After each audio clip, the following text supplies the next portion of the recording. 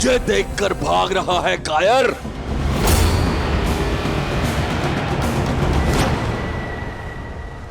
प्राण जाए फिर भी मैं आपसे युद्ध नहीं करूंगा भैया। अब प्राणों के सिवाय बचा क्या है तेरे पास कायर? अब तो राज्य भी मेरा और रूमा भी। अब मत रोकिएगा महाराज सुग्रीव।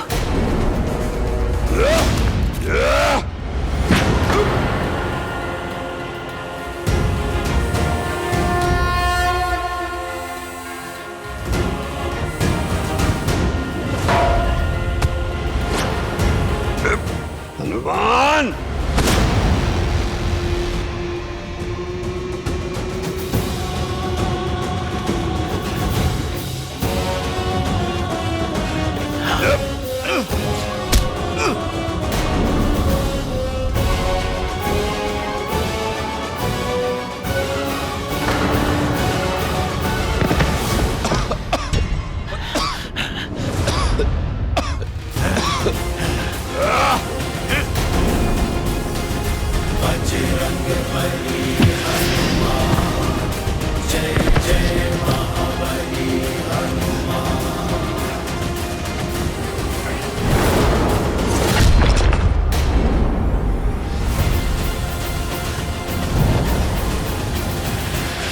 महाराज सुग्रीव, बस थोड़ा और निकट ही जाना है। आप ऋषिमुख पर्वत की सीमा तक जाओ।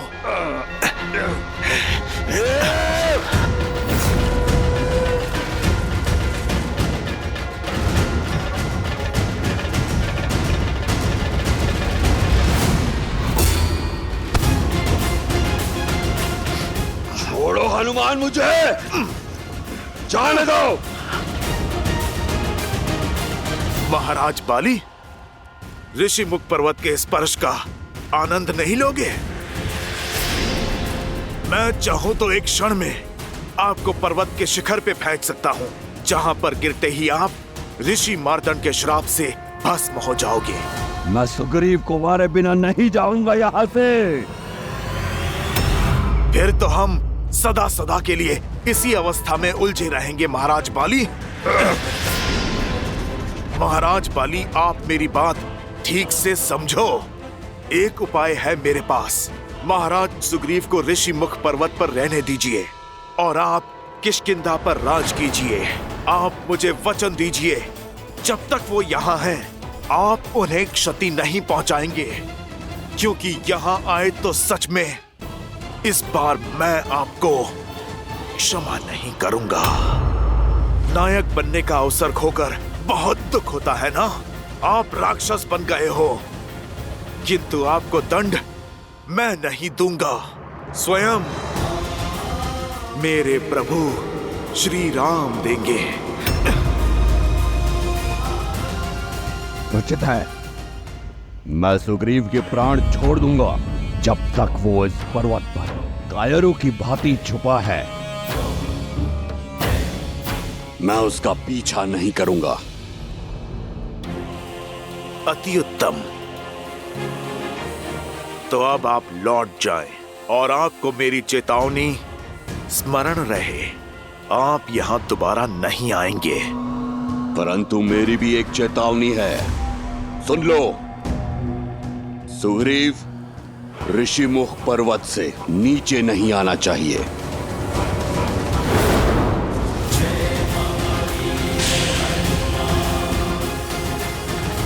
बाली, जल्द से मेरी शक्ति भी ले लो, तो भी मुझसे युद्ध करने के लिए तुम्हें सीमा को लांघना होगा।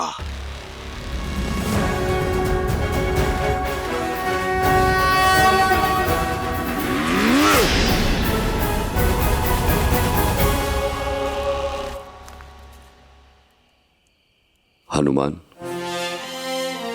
महाराज सुग्रीव, हम ऋषिमुख की सीमा में सुरक्षित आ चुके हैं। आप निश्चिंत रहिए।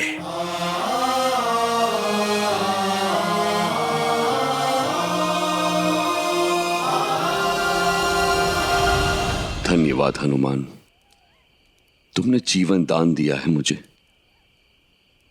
किंतु मेरा दुर्भाग्य देखो, मेरे अपने ही भाई ने मुझसे मेरी पत्नी, मेरा घर, मेरा राज्य सब छीन लिया। महाराज सुग्रीव, अधर्म का वृक्ष तेजी से पनपता है और उतने ही तेजी से काटा भी जाता है। बाली का नाश अवश्य होगा, क्योंकि धर्म के रक्षक मेरे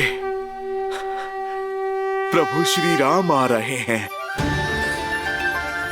जय श्री राम। जय श्री राम। श्री रामचंद्र कृपालु भजुमन हरण भव भय दारुणम। नव कंज लोचन कंज मुख कर कंज पद कंजारुणम। सिया राम, सिया राम, सिया राम, सिया राम। आदर्श और मर्यादा की है ये कथा महापावनम। काट मद श्री से मिला दे श्रीमद् रामायणम। श्रीमद् रामायणम। सिया राम, सिया राम, सिया राम, सिया राम।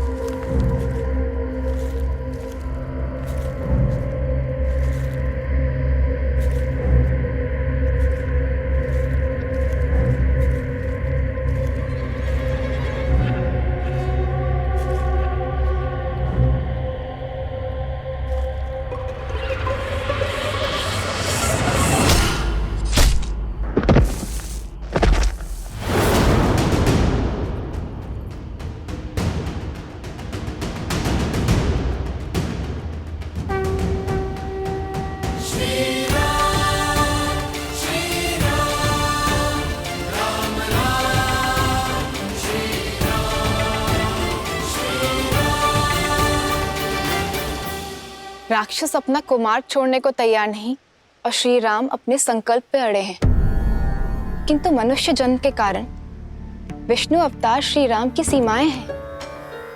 मनुष्य जन्म की भी मर्यादाएं हैं। बल और छल में वो इन राक्षसों से कैसे जीत पाएंगे? देवी, श्री राम की सीमाएं केवल मर्यादा तक सीमित है। समय और प्रयास की कोई सीमा नहीं है श्री राम के लिए, और इसी कारण इस वनवास काल में श्री राम ने सैकड़ों राक्षसों का संहार किया, कई ऋषियों और ऋषि कन्याओं का उद्धार किया। आयुष्मान भव। इसी तरह धर्म की रक्षा के लिए आगे बढ़ते रहो। नियति तुम्हारे साथ है। और साथ ही ज्ञान भी बटोरते चले गए, और इसी प्रकार धर्म और न्याय के पथ पर चलते हुए कई वर्ष बीत गए, परंतु इतना समय व्यतीत हो जाने के उपरांत भी श्री राम की भेंट ऋषि अगस्त्य से नहीं हुई थी। वो ऋषि अगस्त्य जिनके पास स्वयं श्री राम के प्रारब्ध की कुंजी है, इससे पूर्व की बहुत देर हो जाए। श्री राम का ऋषि अगस्त्य से मिलना अत्यावश्यक है।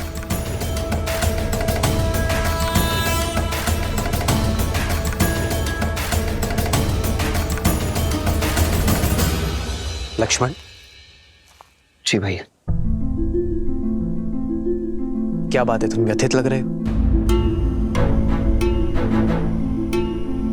इस वन में भटकते हुए लगभग कई वर्ष बीत गए भैया, किंतु अब तक हमें वो वृक्ष नहीं मिला है जो हमें ऋषि अगस्त्य के स्थान तक ले जा सके। कभी कभी तो लगता है कि क्या सत्य में ऐसा कोई वृक्ष है भी, या ये बस एक कथा मात्र है? मधुमक्खी नहीं जानती लक्ष्मण कि जिन पुष्पों से वो रस इकट्ठा कर रही है उसका कण भी संसार में फैला रही है। हम पथिक है लक्ष्मण, और पथिक का कर्तव्य होता है बिना कर्म फल की इच्छा की अपने कर्तव्य पथ पर चलते रहना, बिना आस लगाए निरंतर प्रयास करते रहना।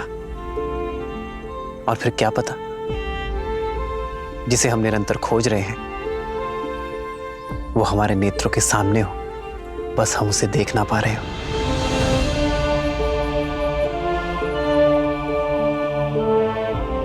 जी भैया। आओ सीता।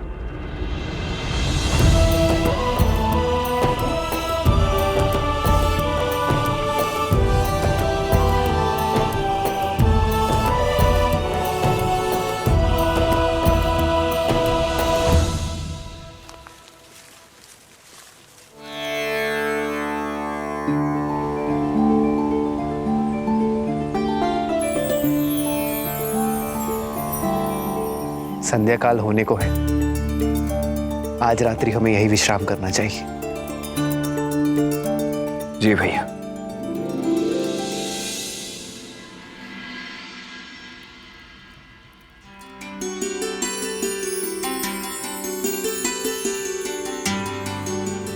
सीते, विवाह से पूर्व की रात्रि स्मरण है तुम्हें? नहीं तो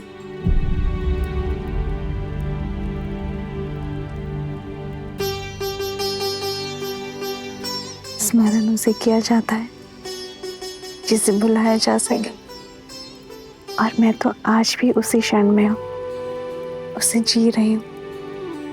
उस रात्रि भी चंद्रमा इतना ही सुंदर था, और मिथिला की शीतलता पवन में घुली थी, मेरी सीता की सुगंध। अच्छा, मैं नहीं जानती थी कि धनुर्धर राम शब्दधर भी है। आप तो कविताएं कहने लगे। जब जीवन संगिनी प्रकृति से मिले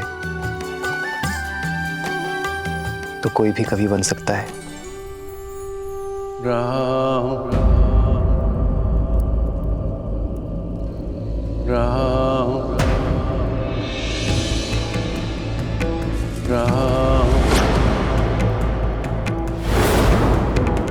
राम। भैया सावधान, केवल स्वर है भैया, कोई दिखाई नहीं दे रहा। यह अवश्य ही उन उद्दंडी राक्षसों की कोई चाल हो सकती है।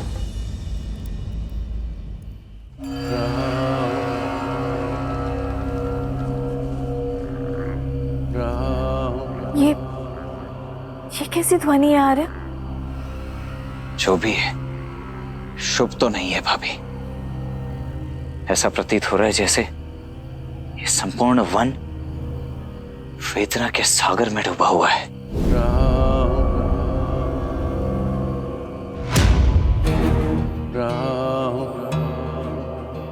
स्वर वहां से आ रही है।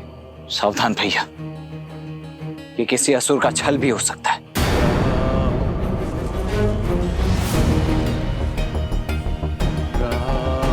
भैया, वन में पग मैंने आपकी सेवा और सुरक्षा के लिए ही धरा है, इसीलिए आगे तो मैं ही चलूंगा।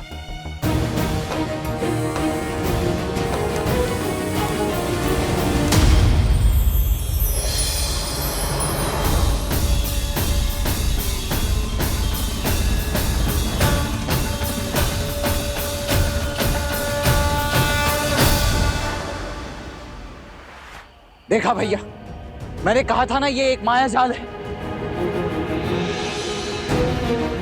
हमें यहां से चलना चाहिए भैया।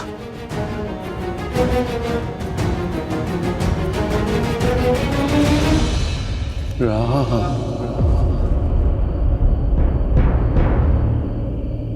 राम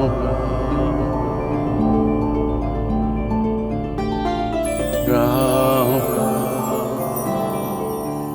नहीं लक्ष्मण, इस वृक्ष की पुकार में छल का सार नहीं,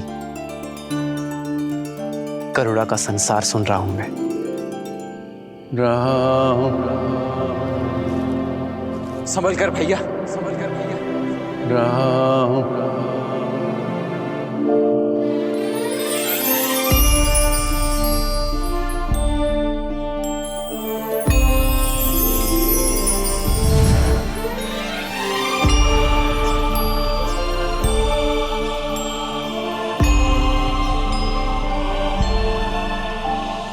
भैया, लगता है हमारी खोज संपन्न हुई। अगस्त्य ऋषि का पता बताने वाला वृक्ष यही है।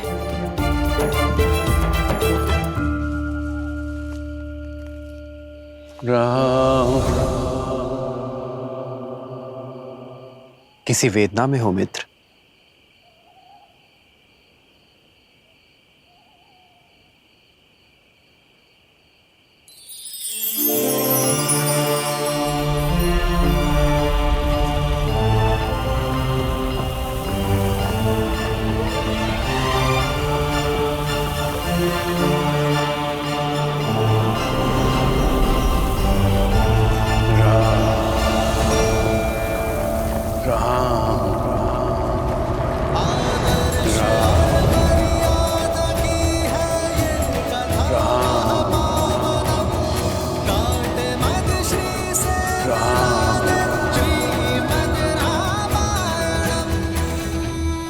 मेरा नाम कैसे ज्ञात है आपको? इस सुरक्षा कवच को भेद कर मुझ तक पहुंचने का सामर्थ्य केवल आपकी करुणा में है राम। सैकड़ों वर्ष बीत गए प्रतीक्षा में, आज मेरे सौभाग्य के द्वार खुल गए। प्रणाम। आपके शब्दों में ज्ञान का आधार दिख रहा है। कौन है आप? मैं सुतीक्ष्ण, ऋषि अगस्त्य का शिष्य हूं। महर्षि अगस्त्य के शिष्य?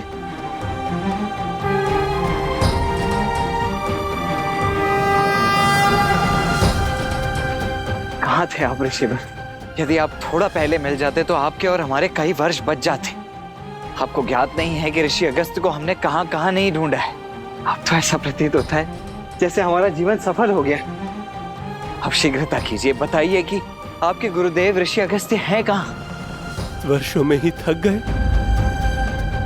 ऋषि अगस्त्य और मैं तो सदा सर्वदा से श्री राम की प्रतीक्षा कर रहे हैं।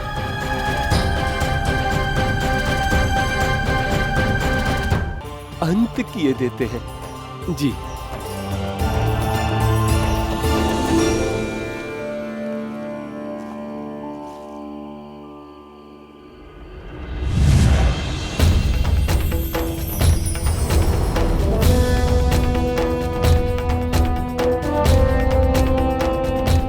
आइए राम, इस ओर राम।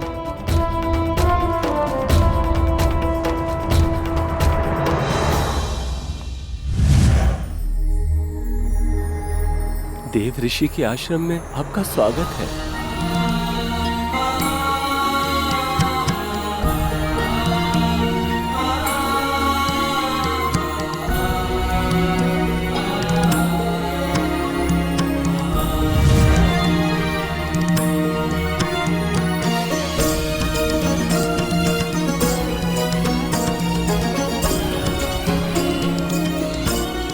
कितना सुंदर वातावरण है ना। परंतु ऋषि अगस्त्य हैं कहाँ?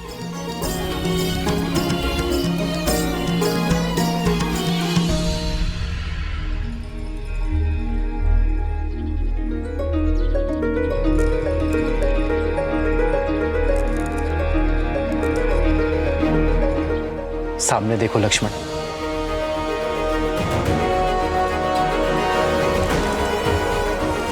ब्रह्मदेव के मानस पुत्र, सप्त ऋषियों में से एक, देवताओं की सहायता के लिए समुद्र पी जाने वाले, कावेरी नदी को धरा पर लाने वाले, महासामर्थ्य होने पर भी करुणा भाव रखने वाले महर्षि अगस्त्य।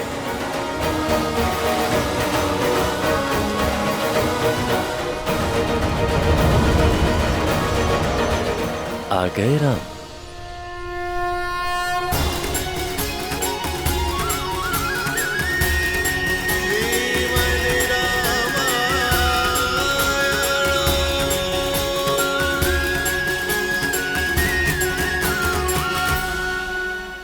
हाँ महर्षि,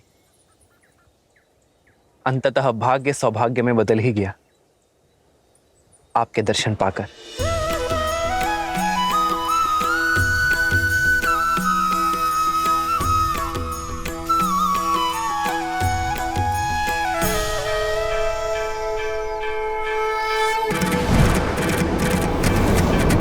जय जय अविनाशी सब घटवासी व्यापक परमानंदा अभिगत बोधितम चरित पुनीतम माया रहित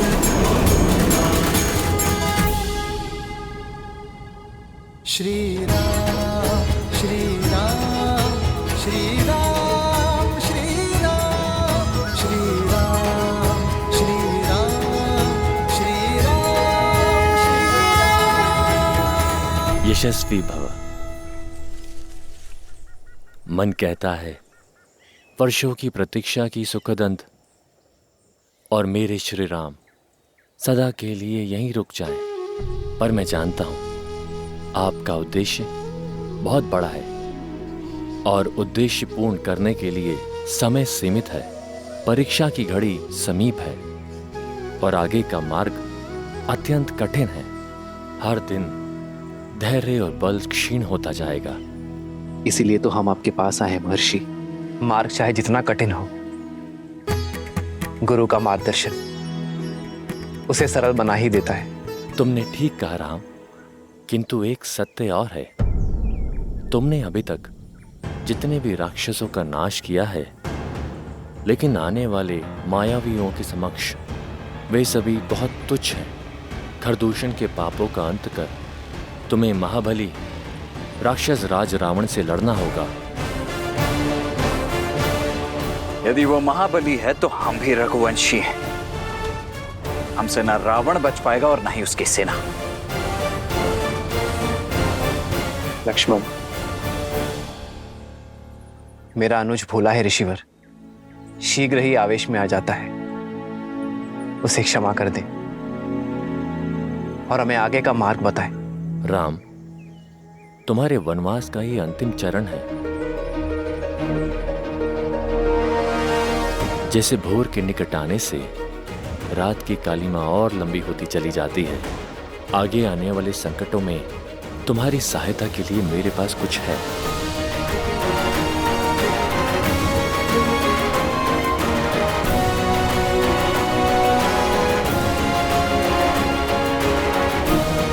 श्रीमद् रामायणम। राक्षसराज, राक्षसराज, राम राम राम। महाकपाल, इतने बलशाली राक्षस होकर इतने व्यतीत राम राम राम कर रहे हो। मुख से और शब्द निकालोगे तब व्यथा समझ आएगी। वो राम दशरथ का पुत्र सहस्त्र राक्षसों का संहार करके हमारी ओर बढ़ रहा है। मर्यादा और धर्म का रक्षक राम ऋषि अगस्त से भेंट करने गया है। वही जो जन्म से बली है और कर्म से प्रखर। ऐसे में यदि वो दिव्य अस्त्र राम को मिल गया तो उसे कोई रोक नहीं पाएगा। मैं रोकूंगी।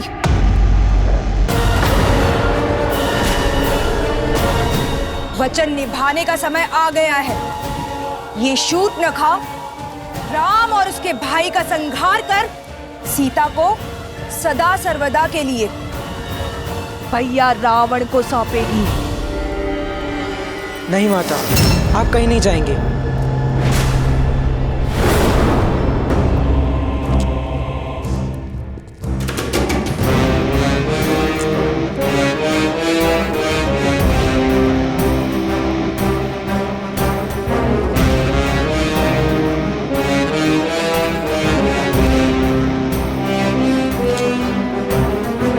नहीं रुक सकती हूँ मैं पुत्र। मैं वचन दे चुकी हूँ शंभु। पुत्र के बड़ा होने के पश्चात यदि अगर माता को परिश्रम करना पड़े तो धिक्कार हो ऐसे पुत्र पर। आपके दिए गए वचन का दायित्व मैं उठाऊंगा माता। देखिए मुझे, अब मैं भोला भाला बालक शंभु नहीं रहा। मामा श्री खर और दुष्यंत ने मुझे माया युद्ध की हर एक चाल सिखाई। आप इतने वर्षों से प्रयास कर रहे उन दोनों वनवासियों भाइयों को मारने का, आज प्रयास करने का अवसर मुझे दीजिए माता। विश्वास रखिए, उन दोनों वनवासियों को मारकर सीता को बंदी बनाने के लिए मैं अकेले ही पर्याप्त हूँ। बधाई हो शूर्पणखा।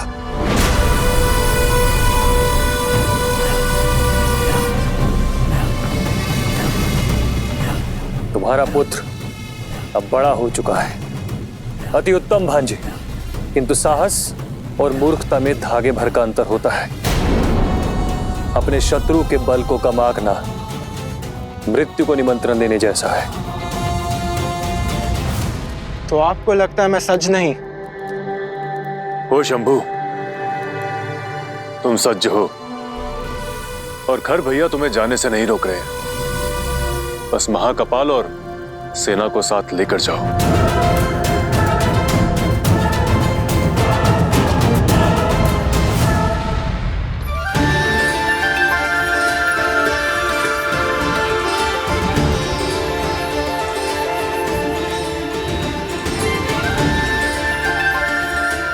ये दिव्य खड़क तुम्हारा हुआ लक्ष्मण, कर्तव्य निर्वहन में उपयोगी सिद्ध होगा।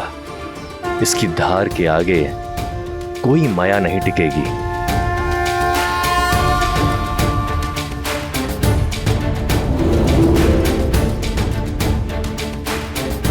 ये विश्वकर्मा द्वारा निर्मित वैष्णव धनुष है। इसकी विशेषता यह है कि इसकी प्रत्यंचा पर चढ़ाया एक तीर अनेक तीर में गुणित हो जाता है।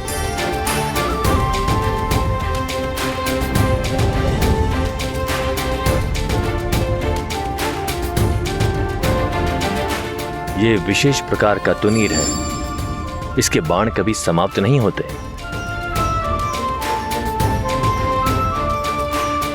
धन्यवाद ऋषिवर, आपके आशीर्वाद और उपहार से मैं अपना धर्म निभाऊंगा। इस वन को राक्षसों के प्रकोप से मुक्त करूंगा। सीता, तुम सोच रही होगी कि मैंने तुम्हें कोई शस्त्र क्यों नहीं दिया। तुम्हारे पास तो इस संसार का सबसे अद्भुत और शक्तिशाली अस्त्र है। वो है राम के प्रति प्रेम और समर्पण। इससे तुम किसी भी पाप और किसी भी अधर्म को मिटा सकती हो।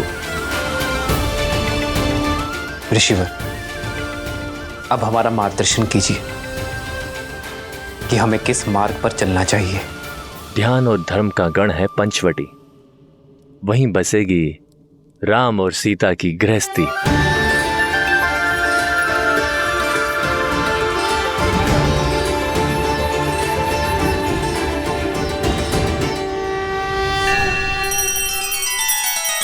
श्री रामचंद्र कृपालु भजु मन हरण भव भय दारुणम।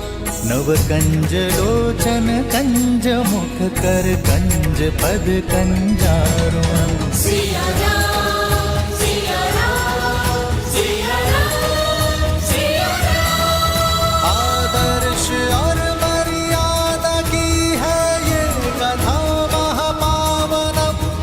काट मद श्री से मिला दे श्रीमद् रामायणम, श्रीमद् रामायणम। सिया राम, सिया राम, सिया राम, सिया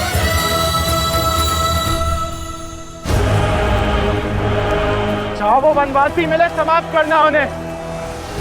हमें उन्हें अवसर नहीं, मेरी माता को फेर देनी है।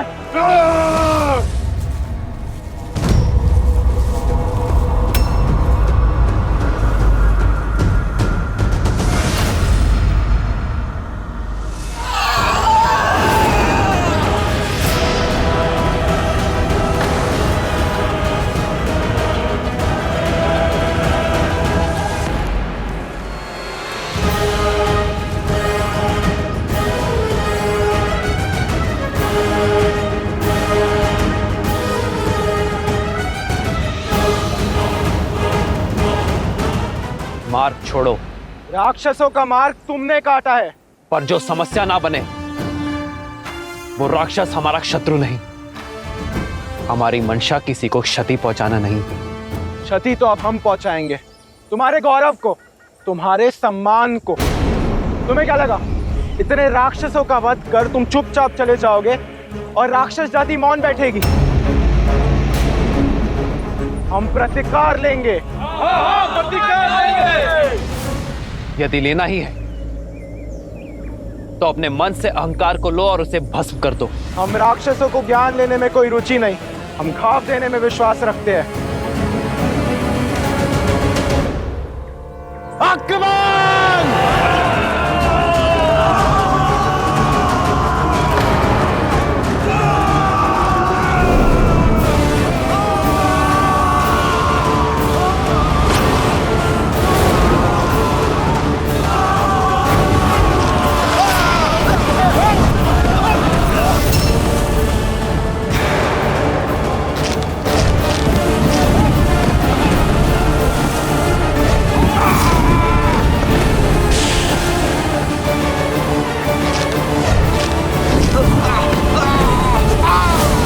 ऋषि अगस्त्य की भेंट तो उनकी ही भांति अद्भुत है भैया। युद्ध का आनंद तो 2 गुना हो गया है। इनको बांट दो तो इनकी शक्ति बढ़ जाएगी। मैं बड़े को संभालता हूं शंभु कुमार, आप उस छोटे को आहार बनाएं। बाकी सैनिक उस सुंदरी को घेरेंगे।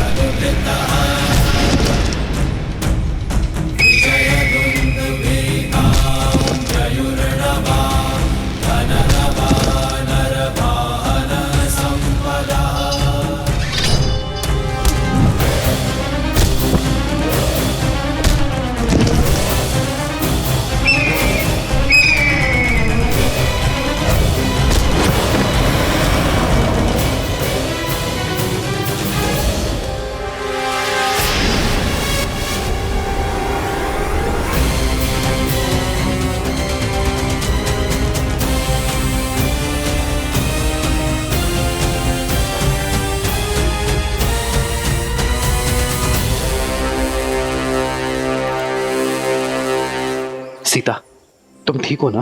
श्री राम और भैया लक्ष्मण के होते हुए मुझे कुछ नहीं हो सकता है।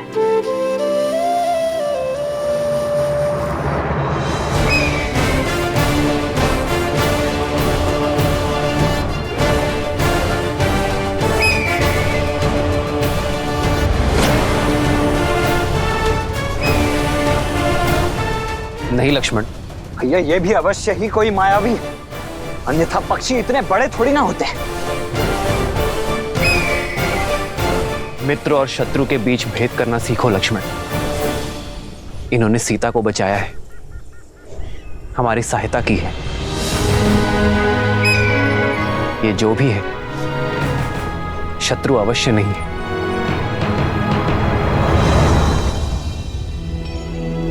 गिद्धराज से भेंट भई बहुविधि प्रीति बढ़ाई, गोदावरी निकट प्रभु रहे परन ग्रह छाई। आपने मुझे अपना ऋणी बनाया है,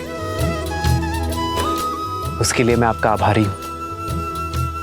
कृपया अपना परिचय देने की कृपा करें ताकि मैं आपका यह ऋण स्मरण रख सकूं। मित्र के परिवार की सहायता कोई ऋण नहीं है राम। मैं पक्षीराज गरुड़ का वंशज जटायु हूं।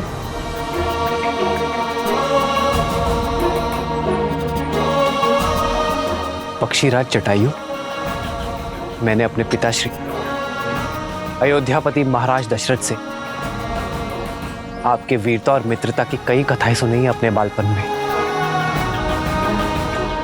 हमारा प्रणाम स्वीकार करें।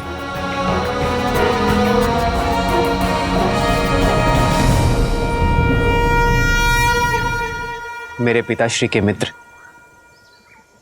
मेरे भी पिता तुल्य हुए आप हमारे लिए वंदनीय हैं पक्षीराज। ये मेरा अनुज लक्ष्मण है और ये मेरी धर्मपत्नी मिथिला की राजकुमारी सीता। कितनी सौभाग्यशालिनी हूं मैं कि मायके और ससुराल से दूर होते हुए भी पिता समान पक्षीराज की सुरक्षा में हूं मैं। मित्र दशरथ की पुत्र वधु मेरी भी वधु हुई ना पुत्री। सदा सौभाग्यवती भव। किंतु आप तीनों इन राक्षसों से भरे घने वन में वनवासी वेश में क्यों घूम रहे हैं?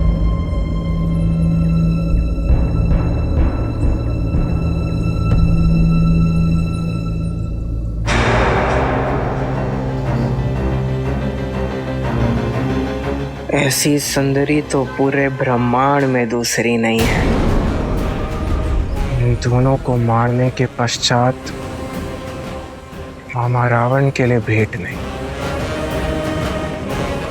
माता इस भेंट से बहुत प्रसन्न होगी। ये मेरे लिए जीत का पुरस्कार बनेगी। कायरता की हर सीमा लांगी है तुमने।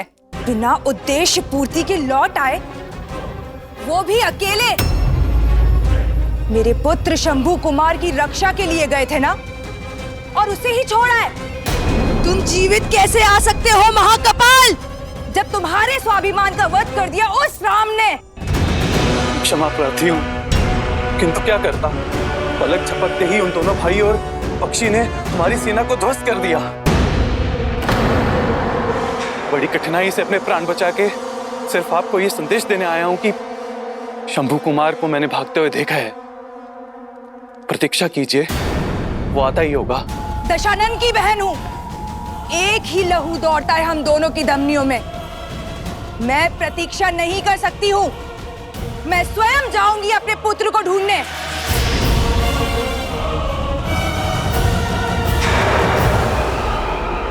महाराज दशरथ के साथ एक युग का अंत हो गया। वो केवल मेरे परम मित्र ही नहीं थे, किंतु एक धर्मनिरपेक्ष राजा, एक न्यायोचित सम्राट भी थे। एक महान योद्धा खोया है संसार ने देवासुर संग्राम में। अन्याय के विरुद्ध लड़ने का निर्णय लेने में एक क्षण नहीं लगाया उन्होंने। मुझे गर्व है राम, यहाँ दोनों भाई उन्हीं के पथ पर चल रहे हैं। अन्याय के विरुद्ध ये यात्रा सरल नहीं है, किंतु निश्चिंत रहना राम, मैं आकाश से सदा तुम तीनों पर दृष्टि रखूंगा। पर फिर भी सावधान रहिएगा। पंचवटी दिखने में जितना सुंदर है उतना ही भयंकर भी। यहाँ प्रत्यक्ष और प्रमाण में अधिक अंतर नहीं है, पग पग पर संकट है। धन्यवाद पक्षीराज, आपकी चेतावनी मैं स्मरण रखूंगा।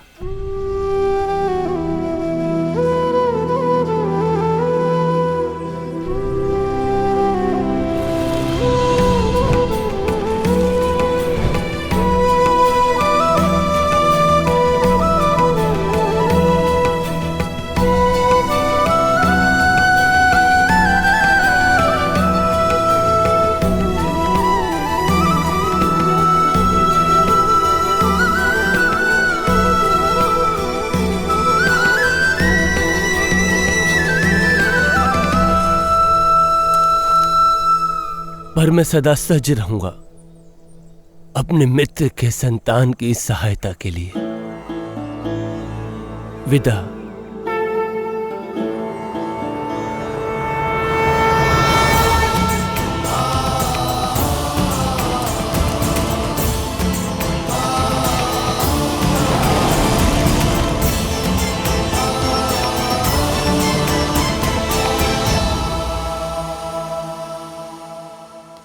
शंभू, कहाँ हो पुत्र? शंभू, शंभू कुमार।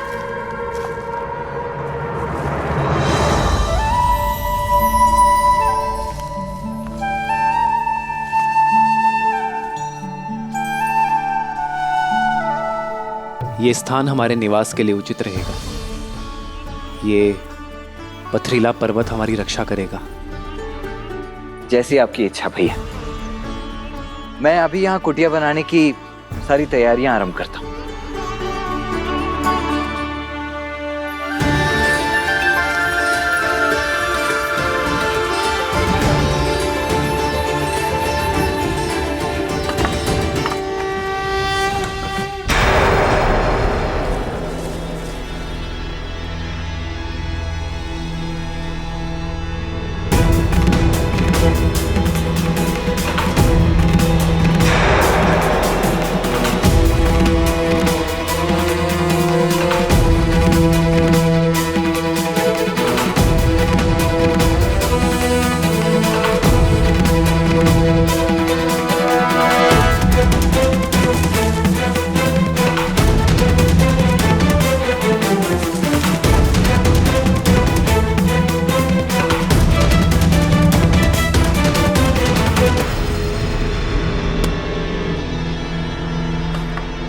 जल स्रोत निकट ही है, मैं जल भर कर आती हूँ।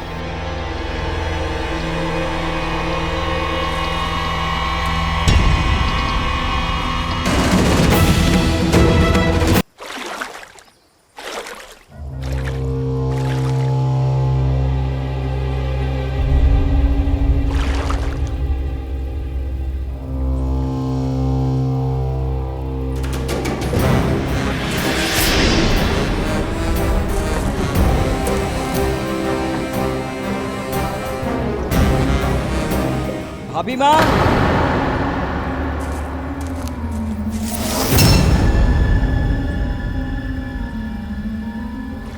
लाइए वो पात्र मैं ले लेता हूँ।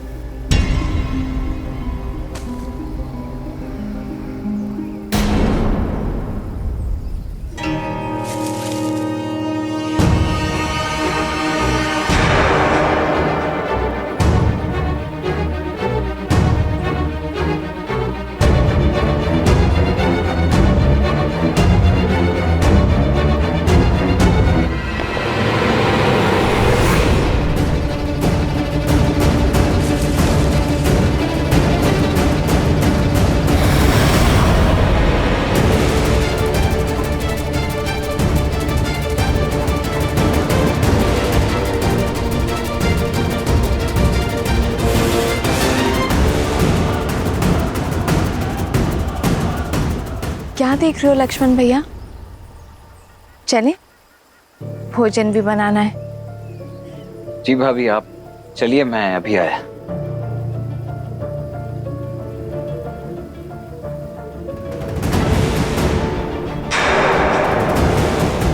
पहले तो ये वृक्ष यहाँ नहीं था, अचानक यहाँ कैसे आया?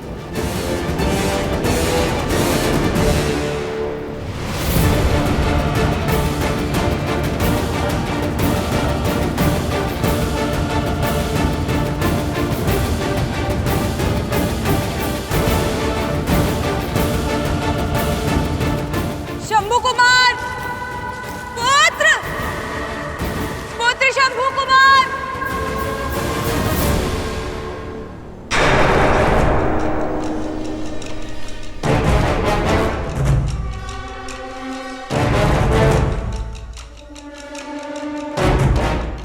ये कैसा पेड़ है जिसकी जड़ें भूमि में नहीं है?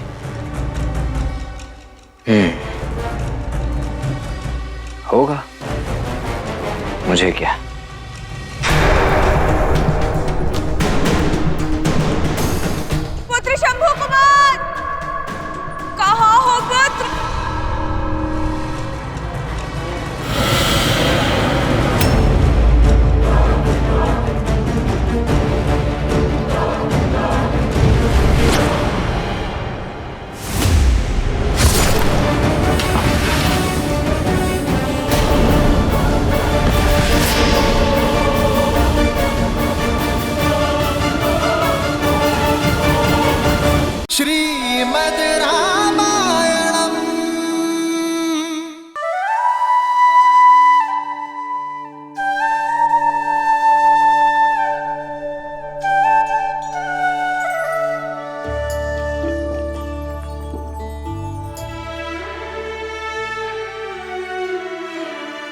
जल मीठा है सीते,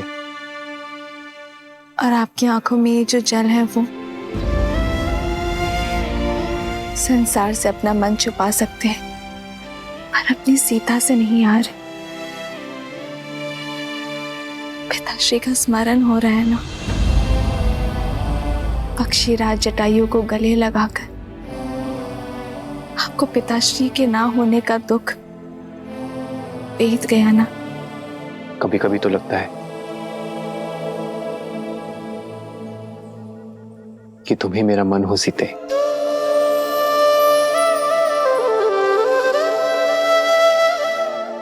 मेरे भीतर के सोच भाव, पीड़ा, आनंद, हर आभास तुम हर बार कैसे पढ़ लेती हो सीते। आप ही ने तो कहा कि आपका मन हूं मैं। सीता श्वास भले ही इस शरीर से लेती हो, पर उसके हृदय में केवल राम बसे हैं यार।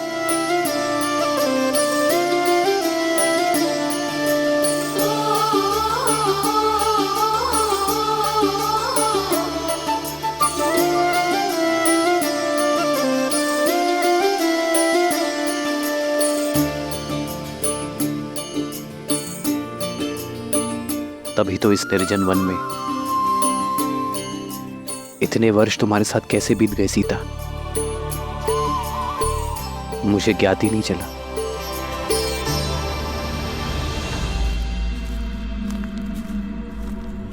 कहाँ हो?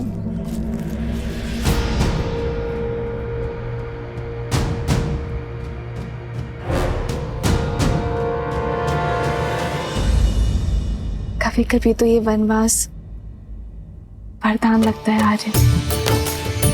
अयोध्या में होते तो राजकाज में आपको कहाँ समय मिलता कि आप अपनी सीता के बिखरे केश संभाल सके।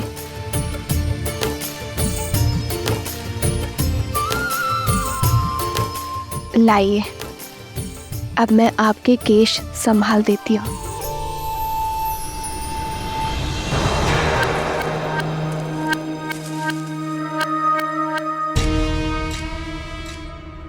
संभाला तो है तुमने मुझे सीते, मेरे संकल्प को संभाला है। इस धर्म यात्रा की रथ हो तुम।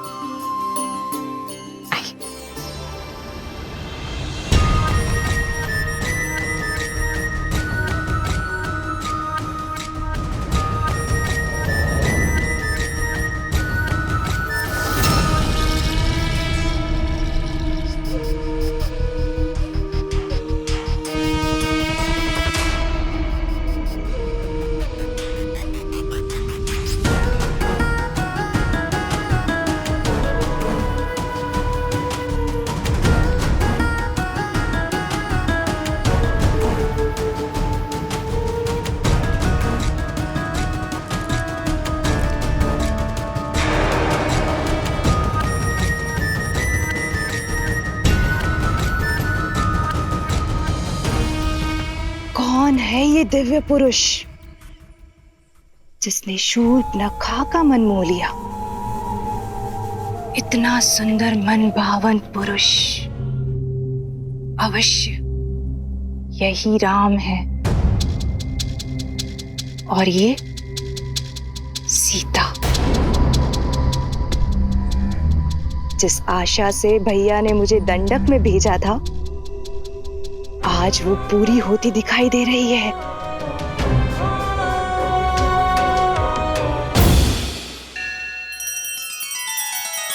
श्री रामचंद्र कृपालु भजु मन हरण भव भय दारुणम। नव कंज लोचन कंज मुख कर कंज पद कंजारुणम। सिया राम सिया राम सिया राम सिया राम। आदर्श और मर्यादा की है ये कथा महापावनम। काट मद श्री से मिला ले श्रीमद रामायणम। श्रीमद रामायणम। सिया राम सिया राम सिया राम सिया राम। मैं खोजूंगी सीता को। सीता पर केवल मेरे भाई लंकेश का अधिकार होगा। भैया को दिया वचन निभाने की घड़ी आ गई है। राम से सीता को सदा सर्वदा के लिए दूर कर दूंगी मैं। संध्या का समय मैं भोजन बना लेती हूँ।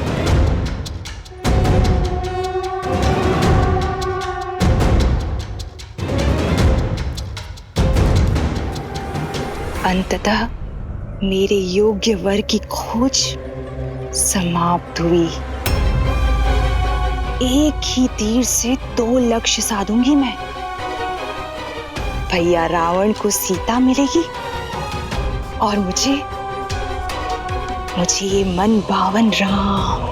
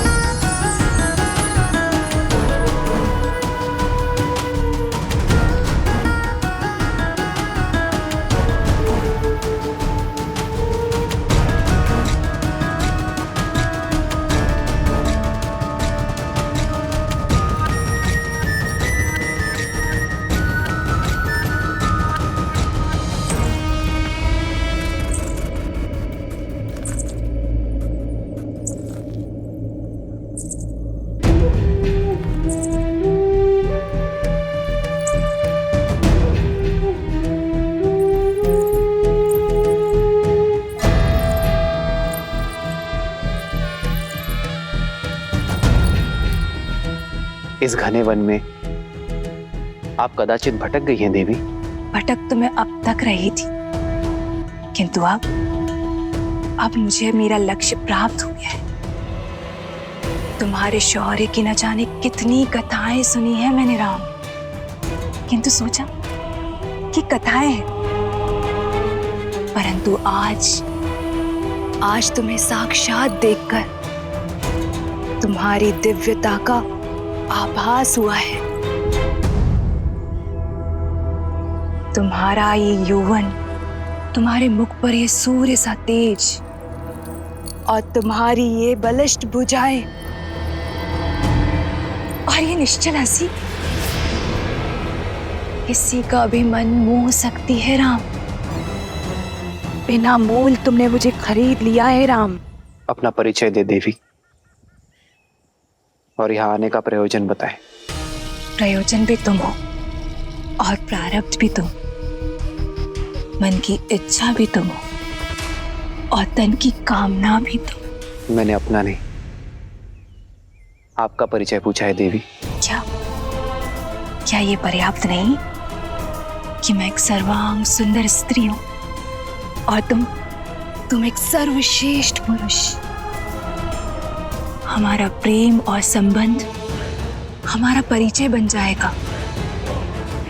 और मेरे यहाँ आने का प्रयोजन तुम मेरी आंखों में देख पाओगे।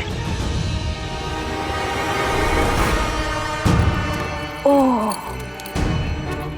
मुझे वो पुरुष बहुत भाते हैं जिन्हें पाना थोड़ा कठिन होता है। मन कठोर न करो राम। मैंने सुना है कि बल के साथ साथ तुम बुद्धि के भी धनी हो,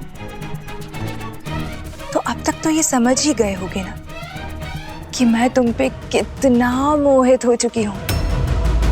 तुम्हें पाना चाहती हूं, तुम्हारी होना चाहती हूं।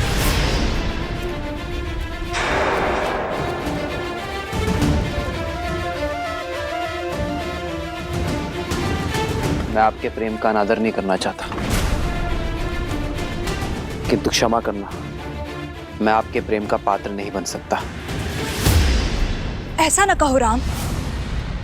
वर्षों की प्रतीक्षा के बाद मैंने किसी को स्वयं के योग्य पाया है। क्या कमी है मुझ में? क्यों तुम मुझे अपने योग्य नहीं समझते हो? आप में कोई कमी नहीं है देवी, किंतु मैं विवाहित हूं। अरे आप किससे बात?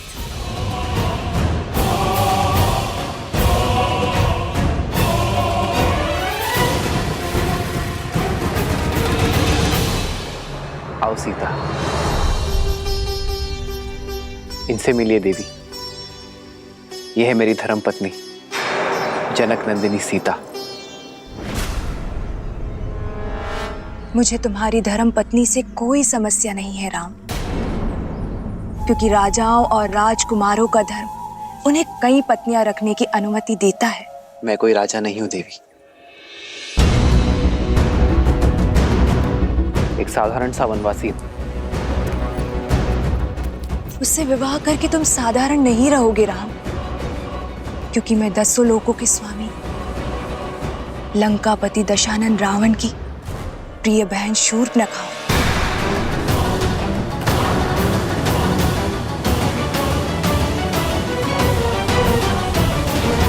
दंडकारण्य के राजा खर और दूषण भी मेरे भाई हैं। मुझसे विवाह करके तुम दंडक के राजा बन जाओगे और मैं बनूंगी तुम्हारी महारानी। और यदि तुम चाहो तो तुम्हारी इस सीता को मैं अपनी दासी का पद सौंप दूंगी। क्षमा करें देवी, मुझे राजपाट पद प्रतिष्ठा से कोई मोह नहीं है, अन्यथा मैं वनवास में नहीं होता। मेरी दशा समझे देवी।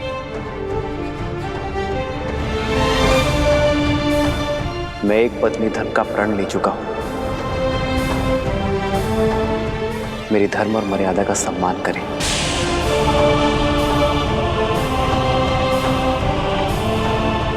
ऋतु स्नान से पवित्र एक स्त्री का प्रेम प्रस्ताव ठुकराना भी तो अधर्म है ना राम? क्या तुम ये पाप करोगे? अंतर है देवी। जीवन के 4 पुरुषार्थ में से धर्म काम से पहले आता है। यदि कोई कर्म धर्म संगत ना हो, धर्म की सीमा में ना हो, तो वो कर्म अधर्म और पाप का कारण बन जाता है। आपके प्रस्ताव में काम है देवी, और मेरी नाम है धर्म है। मैं यहाँ नीति और शास्त्र का पाठ पढ़ने नहीं आई हूं, मैं तो तुमसे विवाह करने आई हूं राम। भैया, जल ले आया।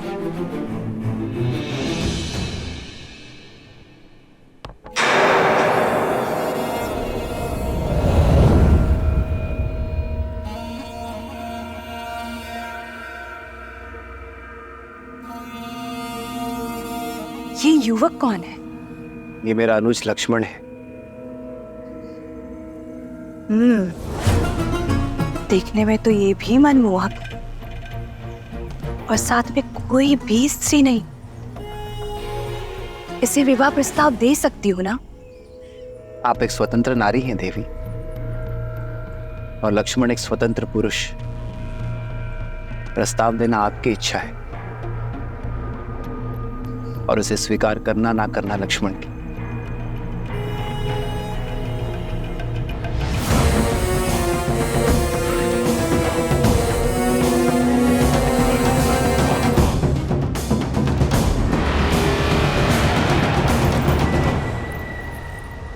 वीर पुरुष, संयोग देखो, एक सुंदर स्त्री की भेंट एक रूपवान पुरुष से हो रही है, और दोनों ही इस वन में अकेले हैं।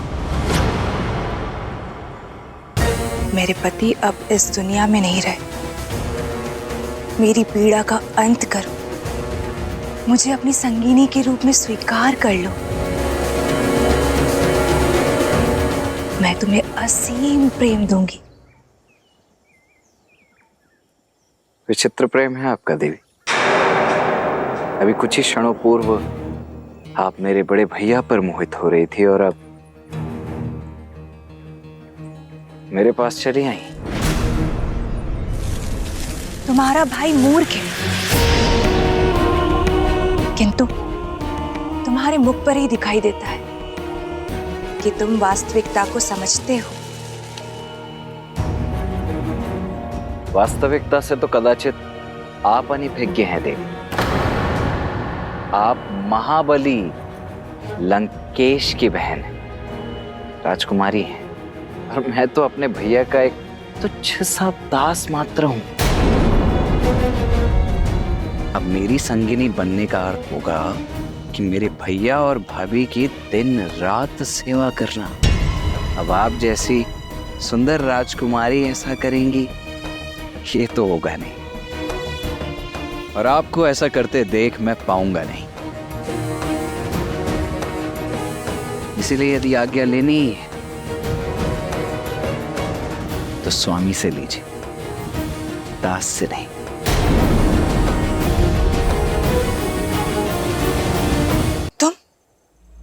तुम दोनों भाई खेल खेल रहे हो ना मेरी भावनाओं के साथ। क्यों राम, क्यों? भावनाएं आपकी अनुचित है देवी, और प्रस्ताव अनैतिक है।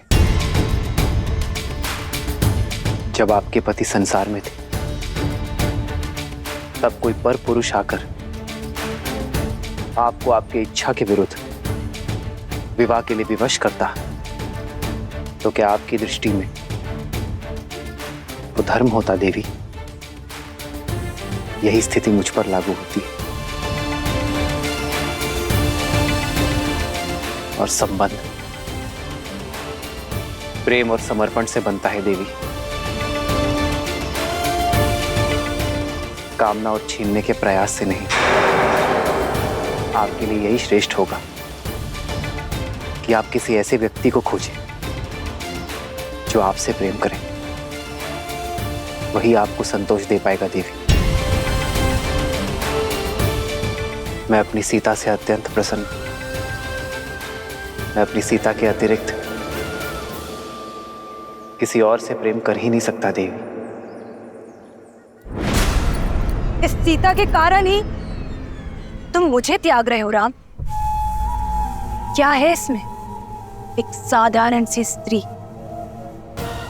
जो कल वृद्ध हो जाएगी, उसका रूप और यौवन सब कुछ खो देगी, किंतु मैं माया की स्वामिनी हूं।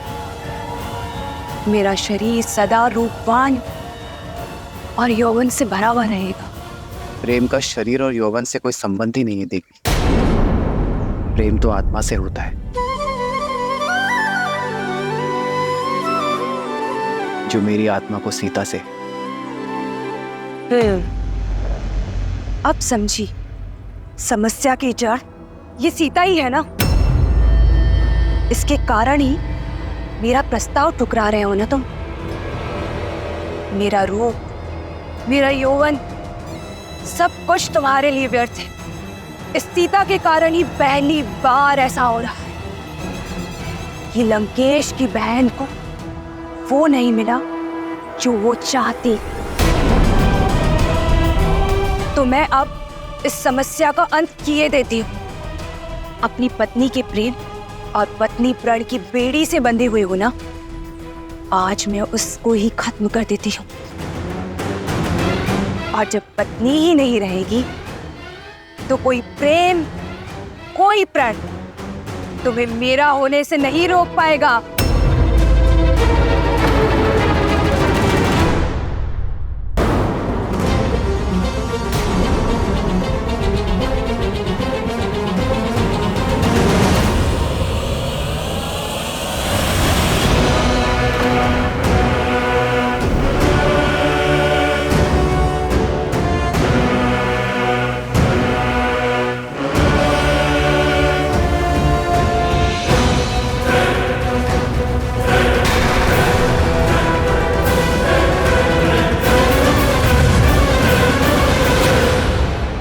दुष्ट राक्षस है सीते। नहीं भैया लक्ष्मण, स्त्रीवध का महापाप मत लीजिए।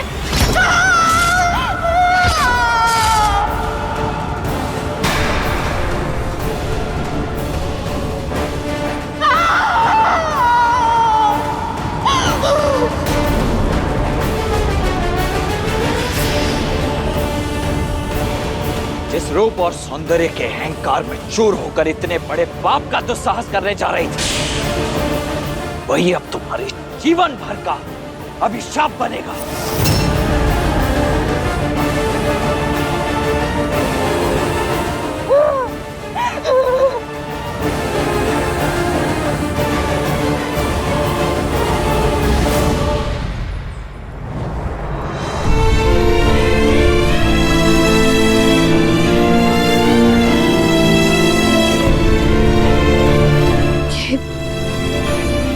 ये उचित नहीं हुआ है। एक स्त्री के सम्मान पर प्रहार हुआ है, इसका मूल्य हमें चुकाना ही होगा। ताड़का वध से पूर्व गुरु विश्वामित्र ने भी कहा था, स्त्री हो या पुरुष, जो कोई भी धर्म की सीमा लांघ दूसरे के कष्ट का कारण बने, उसे दंड तो अवश्य मिलना ही चाहिए। सीता, लक्ष्मण ने जो कुछ भी किया तुम्हारे प्राण बचाने के लिए किया। शूर्पणखा को उसके कर्मों का फल मिला। जब मनुष्य अपने रूप और शक्ति के कारण अनुचित कार्य करता है, अधर्म करता है या औरों को अधर्म करने को प्रेरित करता है, तो उसे उसका दंड अवश्य मिलता है। सीता, जिस रूप और पद के गर्व के कारण शूर्पणखा ने यह पाप किया, उसका छिन जाना ही उसका फल है। सीता, परंतु उस पर जब प्रहार हुआ, हमारा कर्म था रे। अपने कर्मों से तो हम विमुख हो ही नहीं सकते सीते, उसका फल तो अवश्य मिलेगा, किंतु उसका सामना हम एक साथ करेंगे।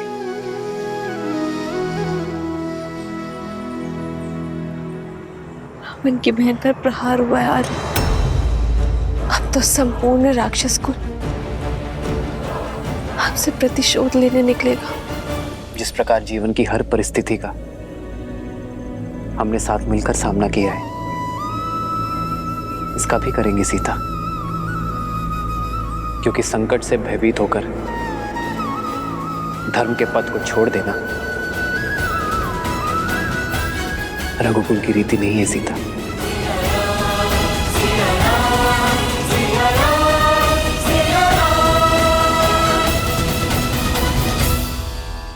श्रीमद् रामायणम्।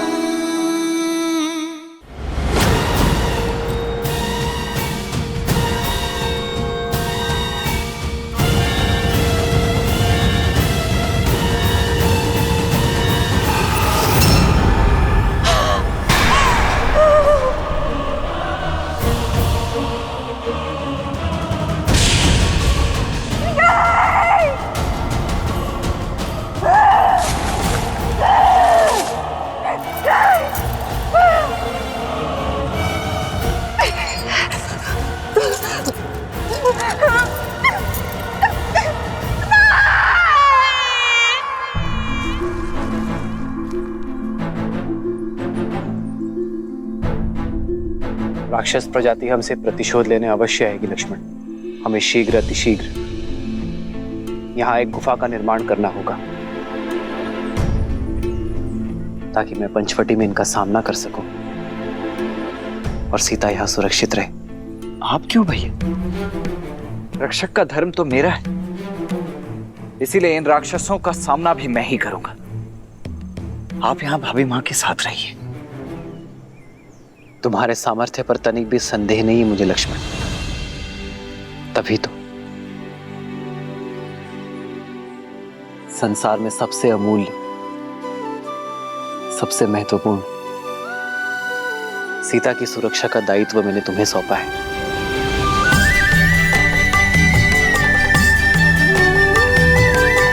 जी भैया।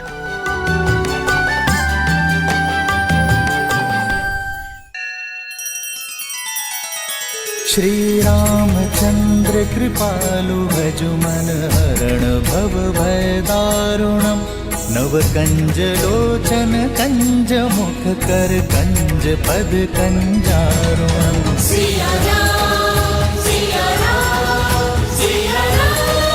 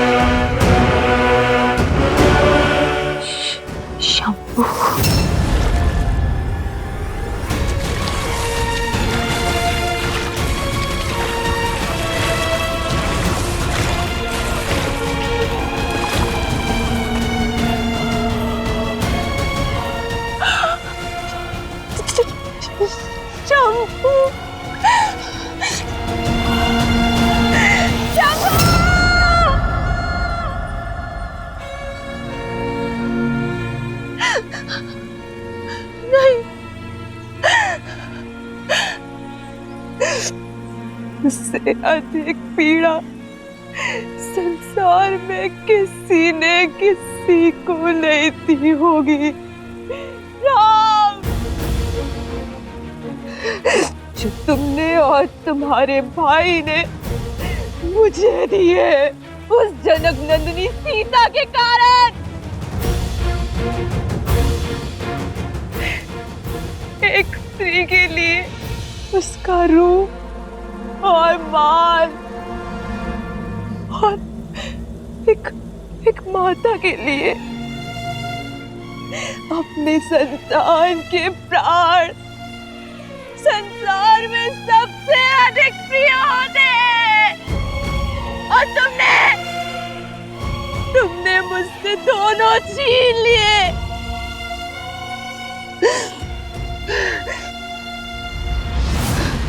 नहीं छोड़ूंगी,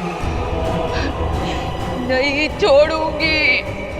राम, सीता, लक्ष्मण,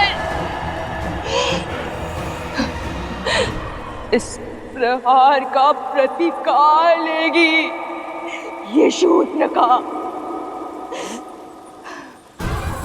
जो मेरी आंखों में आंसू भी नहीं देख सकता। तुमने शूर्पणखा का अपमान नहीं, अपने मृत्यु का आह्वान किया है राम। अब देखना कैसे राक्षस कुल तुम्हारे प्राणों का शत्रु बनता है, और कैसे तुम्हारा जीवन मृत्यु से भी भयानक होता है।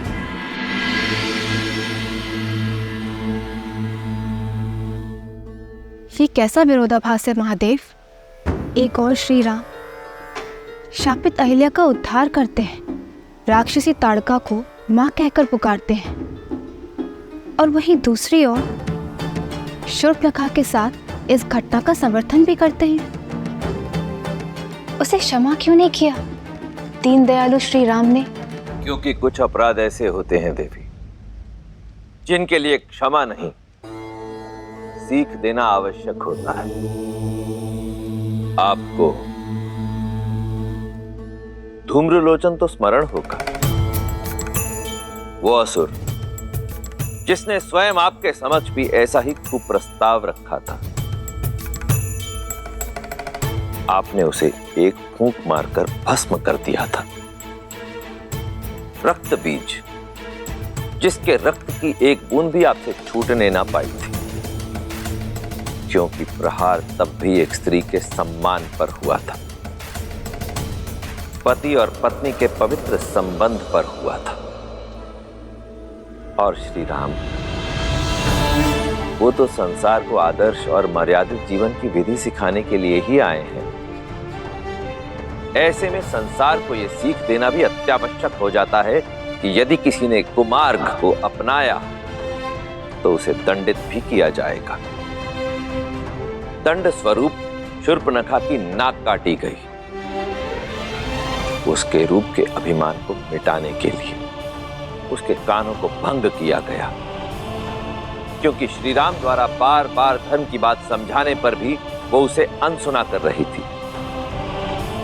आप स्वयं विचार कीजिए देवी, शूर्पणखा को उसकी वासना और कामुकता की भावनाओं ने इस सीमा तक ग्रसित कर दिया कि वो ये भूल ही गई कि वो वहां अपने पुत्र को ढूंढने गई है।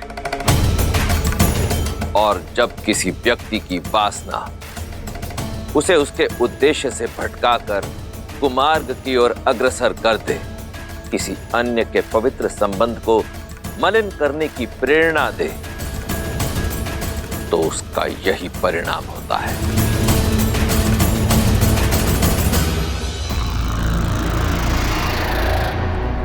भैया,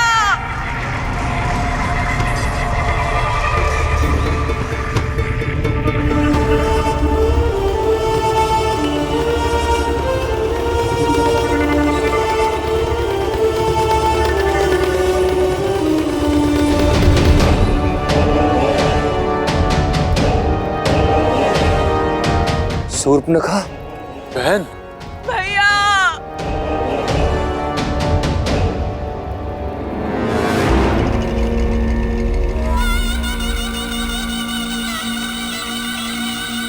बहन, ये कैसे?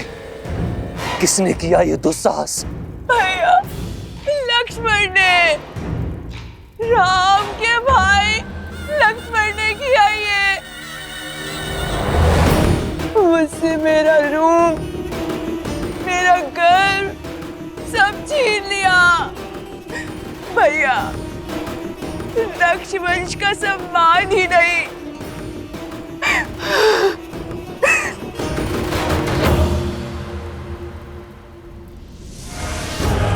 मेरे पुत्र के प्राण भी ले लिए भैया।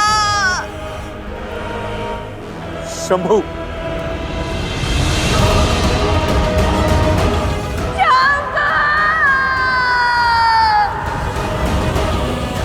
वनवासियों का इतना दुस्साहस, इसका मूल्य चुकाएंगे वो। अपना प्रतिशोध पूरा होते देखोगी तुम बहन।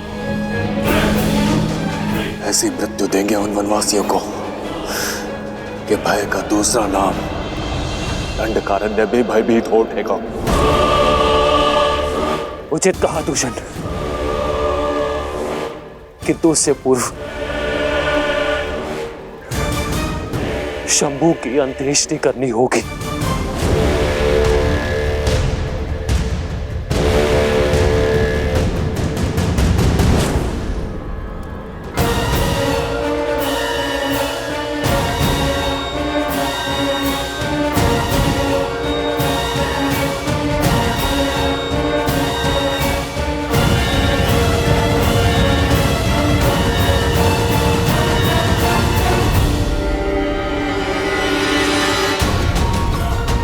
दूषण, अभी के अभी इसी क्षण हमारी पूरी सेना को सज्ज करो। पूरे 14,000 राक्षस सैनिकों के साथ पंचवटी की ओर कूच करेंगे। बहन के अपमान की अग्नि अब शत्रु के रक्त से बुझेगी। किंतु भैया, न राम साधारण है और ना ही उसके अस्त्र। भला हमारे रक्ष सैनिक उन शत्रुओं के सामने कैसे टिक पाएंगे भैया? यदि उनके पास दिव्य अस्त्र है तो हमारे पास भी 6 अति बलशाली वीर राक्षस सेनापति हैं। दूषण और महाकपाला के साथ 4 और शूरवीर, जिनमें बल और बुद्धि दोनों का अद्भुत संगम है। और उनमें पहला है 3 सिरों का स्वामी, अपनी भुजाओं में संपूर्ण सेना का बल रखने वाला असुर सेनापति त्रिशिरा।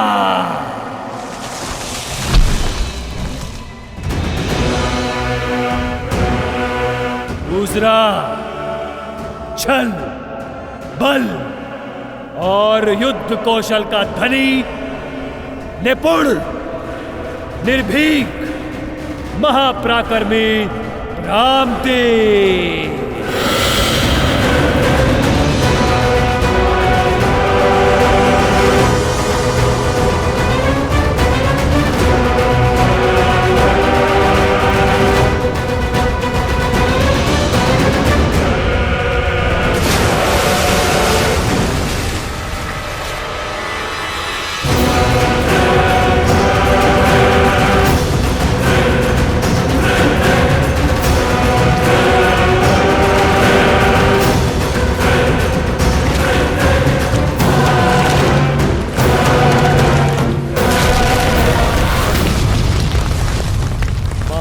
शक्तिशाली, आतंक का पर्याय, बल की पराकाष्ठा, जिसके आगे न देव टिक सकते हैं न दानव, महाबली अरिष्टा।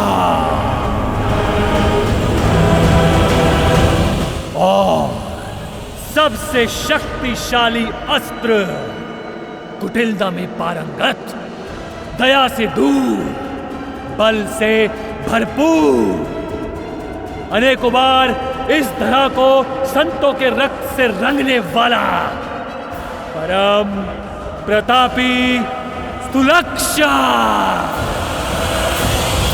जिनके वार से देवता भी नहीं बच सकते, उनके प्रहार से वो तुच्छ मानव कैसे बचेंगे?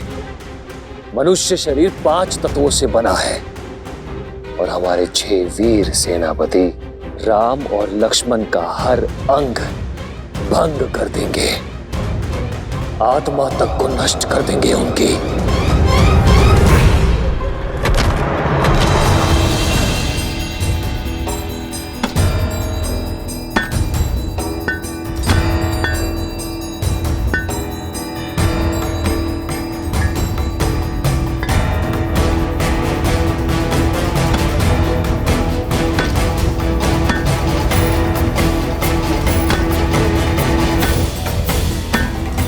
बस कीजिए भैया, अब तनिक विश्राम भी कर लीजिए। शेष कार्य मैं स्वयं ही कर लूंगा अकेले। विश्राम से अधिक महत्वपूर्ण है लक्ष्मण, हमारे पास समय शेष नहीं है।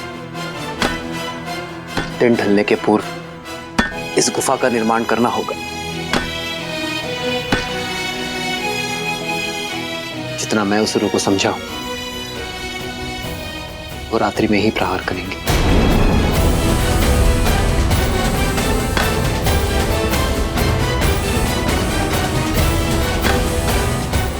जो आ गया भैया।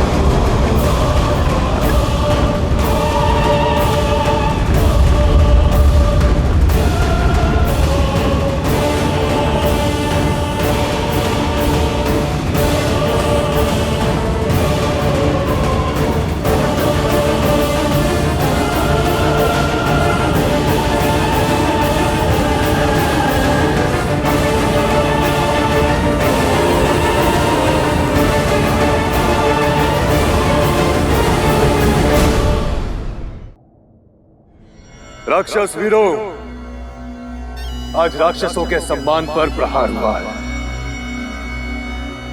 2 तुच्छ वनवासियों ने हमारे बल को ललकारा है, हमारे शौर्य को चुनौती दी है।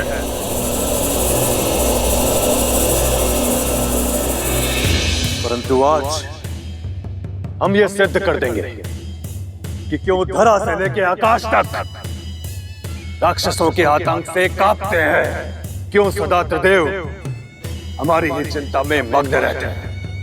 हम राक्षस कहलाते हैं। राक्षस, राक्षस।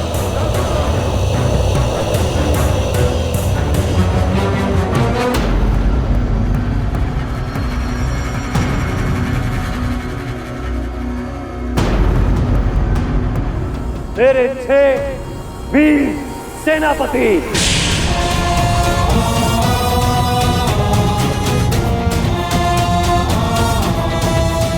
अपनी अपनी सैन्य टुकड़ी के साथ आज रात यहां से प्रस्थान करेंगे। हम राम और लक्ष्मण का संहार कर वापस लौटेंगे।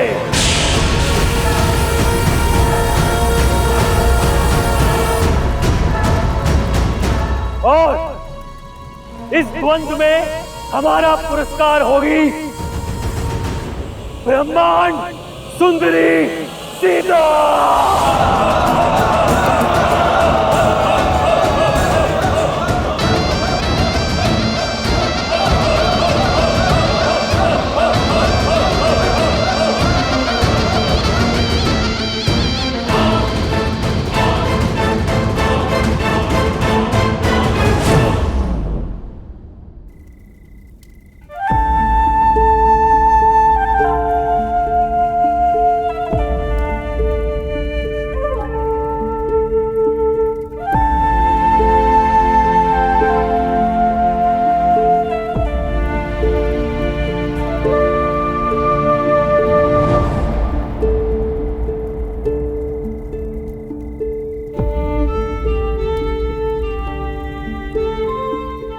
रात्रि होने को है सीते। तुम लक्ष्मण द्वारा सुरक्षित इस गुफा में है ना? मैं पंचवटी में आने वाले संकट की राह देखूंगा। ये सब मेरे कारण हो रहा है ना आर्य? हाँ, संसार के दुष्टों के संहार का कारण हो तुम सीता, और ये गर्व की बात है।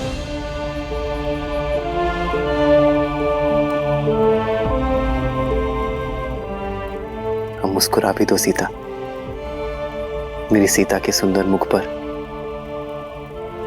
चिंता का भाव शोभा नहीं देता।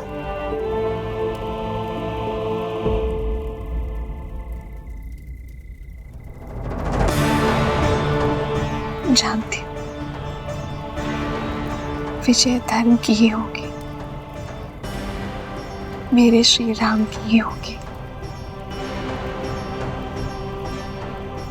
भाभी माँ की आप तनिक भी चिंता मत कीजिए भैया। मैं उनकी रक्षा उसी प्रकार करूंगा जिस प्रकार पलकें आंखों की करती है। जानता हूं लक्ष्मण, तभी तो अपनी प्राण प्रिय सीता की सुरक्षा का उत्तरदायित्व मैं अपने वीर भाई के कंधे पर सौंप कर जा रहा हूं।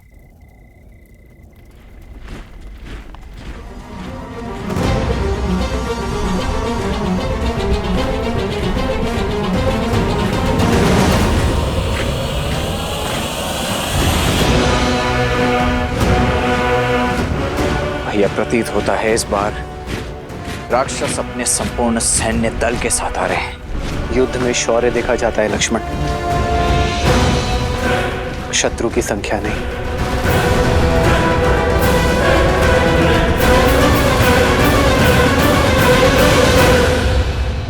आर्य,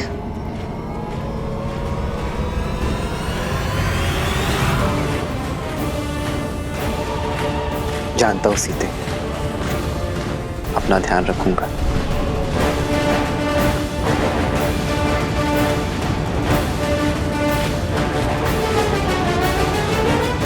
लक्ष्मण,